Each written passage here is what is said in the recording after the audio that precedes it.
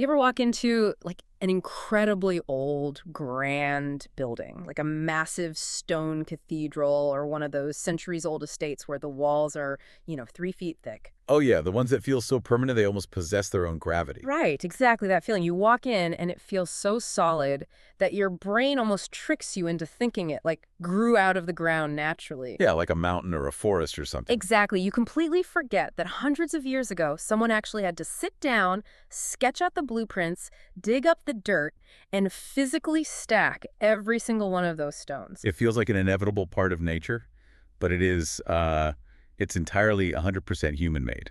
So today, we are doing a deep dive into a deeply provocative philosophical essay that takes that exact illusion, forgetting we built the house, Ah. and applies it to reality itself. Yeah, the essay is called The Dreamed Normal, on constructed reality, collective imagination, and the sleeping woke. And it essentially claims that everything you consider normal, your gender roles, your politics, your deepest religious convictions, is just as constructed as that stone cathedral. It's a heavy premise. It really is. And fair warning to you listening, this text takes no prisoners. I mean, it brutally critiques deeply held conservative religious beliefs, and then it turns right around and dissects modern, progressive, woke culture with the exact same scalpel. Which is pretty rare to see. Extremely rare. So I want to set some ground rules right off the bat. Our job today isn't to take a side. We are not endorsing either viewpoint here. Right, we're strictly acting as philosophical guides. Exactly. We're just pulling out the blueprints to see how these ideologies are actually built completely impartially. Okay, let's unpack this. The core premise here is that every dominant worldview is essentially a creation myth that has forgotten it's a myth. What's fascinating here is looking at what philosophers call reification to understand the mechanics of this. Reification. Okay, define that for us. Yeah, so reification is basically the process where a completely human-made concept gets mistaken for a biological or cosmic fact. But like mistaking the house for a mountain. Precisely. Yeah. Think about how this happens practically, right?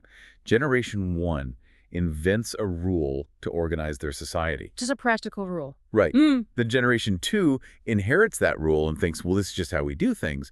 By the time you get to Generation 10, people look at that rule and say, this is gravity. This is the natural order of the universe. Wow, so it just calcifies over time. Exactly. And the mystic traditions, they have a word for this too. They call it Maya. Maya, like the veil of appearance. Yeah, the veil of appearance. It's the illusion where the dreaming mind mistakes its own projections for the absolute ultimate truth. So most of what we accept as the given structure of reality is actually just a story told so continuously and so forcefully that it literally forgot it was a story. And the text points specifically to the traditional heteronormative religious framework as one of the most powerful collective dreams in human history. Okay, so let's look at the architecture of that specific dream. Well, it imagines gender as a strict, non-negotiable binary, right? Yeah. It imagines attraction in one singular, quote-unquote, proper form. Right, and it often imagines the divine as inherently masculine, prioritizing order over wildness, law over love. And because this framework spent millennia building literal cathedrals, writing legal codes, and shaping the unconscious minds of billions of people, it presents itself not as a choice. But as a fundamental truth. Exactly. And think about how durable that is. I mean, it's brilliant in a way. If you just tell society, hey, a group of powerful men decided to organize society this way, people are eventually going to rebel against that. Naturally, yeah. Yeah. But that's not what the traditional framework does. It recruits divine authority. It says this is how God made things. Yes. And that is a brilliant structural defense mechanism. It completely immunizes the system from critique. Because if you question the social structure, You aren't just questioning a human law. You are committing sacrilege. You're questioning the creator of the universe. that's incredibly heavy. But history shows us that eventually people do notice the bugs. A new generation comes along, realizes the traditional normal is just a constructed house, and they start tearing it down. Which leads to a really uncomfortable question. Right. When they tear down the old house of norms, do they actually step outside into reality, or do they just build a new house and paint the walls a different color? And this is where the essay pivots to its critique of what it calls the sleeping woke. The sleeping woke. That's a phrase that's going to catch some attention. Oh, absolutely. The argument is that people who have partially awakened to the constructed nature of old norms, the people who realize compulsory heterosexuality or racial hierarchies were invented, make a very subtle but critical error. What's the error? They replace one dream with another dream, and they call that new dream consciousness. Okay, wait. I have to stop you there and push back on behalf of anyone listening who is heavily invested in these movements. Sure, go ahead. If I am fighting for marginalized people to have equal rights, or trying to dismantle systemic racism, calling that a dream feels incredibly dismissive. Isn't this just a philosophical excuse to sit on the sidelines and not care about real-world social justice? I'm so glad you brought that up, Yeah. because that is the most crucial tension in this entire philosophy, and we really have to untangle it carefully. Yeah, let's untangle it. The philosophy is absolutely not saying that the effects of these dreams aren't real. The physical and emotional suffering caused by the dream of white supremacy or the dream of strict gender conformity is devastatingly real. Right? It ruins lives. It does.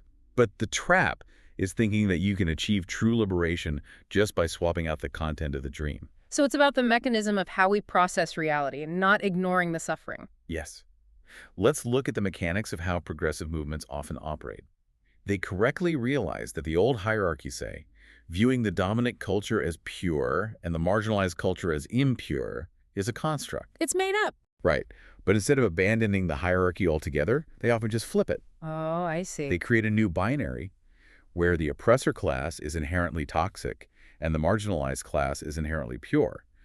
They treat social identity as the absolute ultimate ground of a person's being. So they haven't actually escaped the binary thinking or the mechanism of dreaming. Exactly. They've just reversed the magnets. They rename the binaries, invert the hierarchies, and suddenly you have a brand new orthodoxy that demands the exact same absolute compliance as the old religious framework.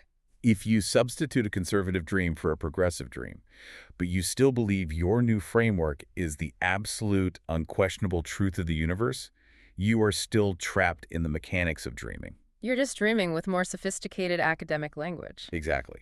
True awakening means waking up from the mechanism of dreaming itself. Which means we need to talk about how the human brain actually generates these dreams in the first place. The essay dives deep into the convergence of Western philosophy and Eastern wisdom here, starting with Immanuel Kant. Yeah, Kant is essential here. Let's ground this for the listener. If I'm looking at a coffee cup on my desk, Kant says I am not actually seeing the quote-unquote real cup, right? According to Kant, no, you are seeing your brain's rendering of the cup. Like a simulation. Basically, human beings do not experience reality as it fundamentally is. We only experience it through the structuring categories of our own minds, things like space, time, and causality. So your brain is applying a kind of software to raw data so that you can navigate the room without walking into walls. You are always interpreting, which means you are always constructing. Wow. And if Western philosophy says our brains build the world, Eastern mysticism goes a step further and says the universe itself is doing that. Right, the text pairs Kant with the Vedantic tradition, which teaches that the apparent world is Brahman the divine, dreaming itself into multiplicity. So the divine is playing a cosmic game of hide and seek, acting as both the dreamer and the dream. And the tradition of Kashmir Shaivism gives us an even more dynamic way to understand this with the concept of spanda. Spinda. I haven't heard that term before. It translates roughly to the pulsation or vibration of consciousness. It suggests that reality isn't a dead, static illusion, but a constant, vibrating emanation. Like a musical note just constantly ringing out. Yes, exactly like that. The universe is vibrating into form. So the appearance is real, but it is also a projection. Both are simultaneously true. Right. And when you apply this to our collective social reality, it becomes incredibly obvious. Race is dreamed up. Gender norms are dreamed up. National borders, economic value. None of these things exist as physical laws of nature prior to the human minds that collectively imagine them. But we return to that tension you brought up earlier. Even if they are dreamed up, they become real in their effects. A great way to visualize this for you listening is to think about money. A $100 bill, physically speaking, is just a piece of paper with some green ink on it. It has zero inherent value in nature. Right. A bear in the woods does not care about your $100 bill. It only has value because of a collective hallucination we all participate in. We all agree to pretend the paper means something.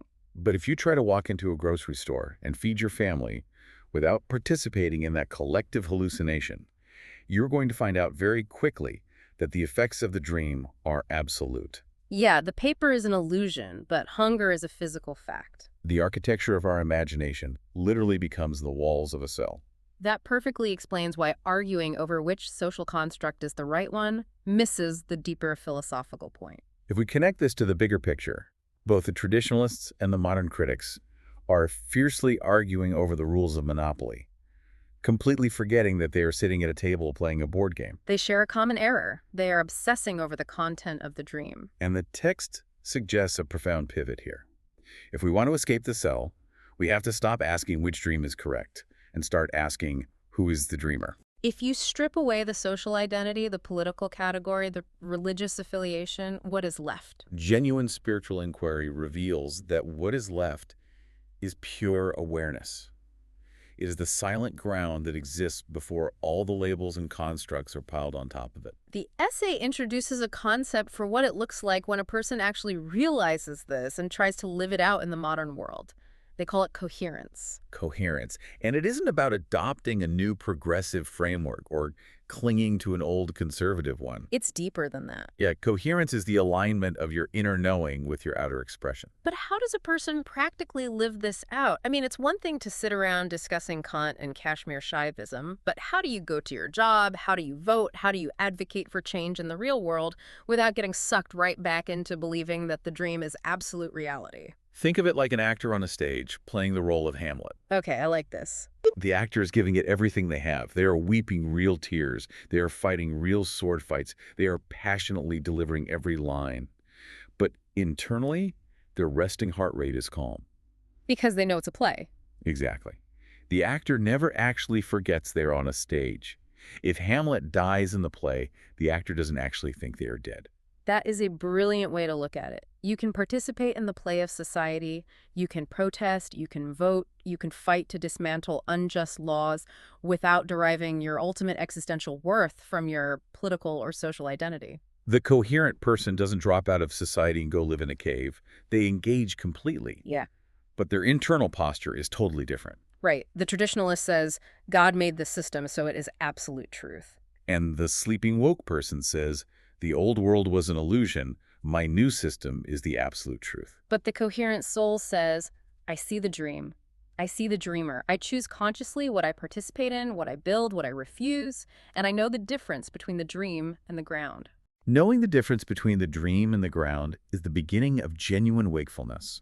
It allows you to tear down a system that is hurting people without losing yourself by treating your new system as a divine absolute.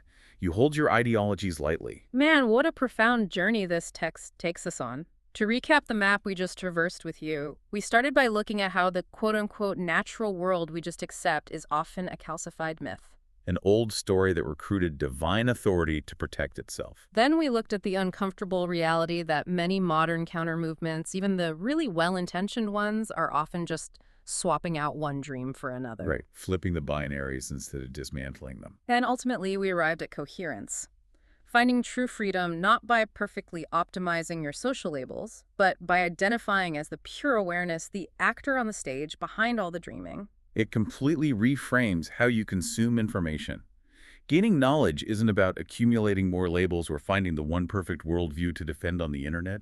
No, it's about navigating this incredibly complex world with clear eyes. It's about not being crushed by information overload or cultural tribalism. It allows you to maintain your center of gravity when everyone else around you is screaming over the blueprints of the cathedral. Absolutely. So to wrap things up, we want to leave you with something to chew on. The essay ends with some reflection questions, challenging the reader to identify their own unexamined beliefs.